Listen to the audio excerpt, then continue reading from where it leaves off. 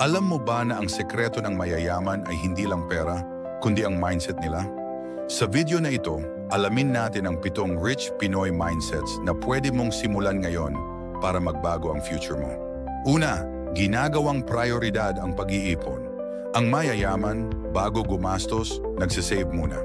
Ang disiplina sa pera ang unang hakbang papunta sa yaman. Pangalawa, marunong mag-invest. Hindi lang basta nakaimbak ang pera sa alkansya, pinapalago nila ito sa negosyo, stocks, o real estate. Pangatlo, growth mindset. Para sa kanila, ang pagkatalo ay aral at ang problema ay oportunidad. Hindi sila natatakot magkamali basta natututo. Pang-apat, multiple income streams. Hindi lang umaasa sa isang trabaho. May sideline, investments at passive income. Panglima, networking at connections. Ang mayayaman marunong makisama sa tamang tao. Mga taong positibo at nagdadala ng oportunidad. Pang-anim, disiplina sa lifestyle. Hindi agad gumagastos sa luho. Nag-i-invest muna bago mag-upgrade ng gamit o kotse. At panghuli, abilidad mag-isip ng malaki. Ang pangarap nila ay hindi maliit. Lagi silang may malaking vision at plano para sa kinabukasan.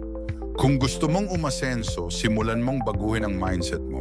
Dahil tandaan, bago dumami ang pera mo, dapat yumaman muna ang isip mo.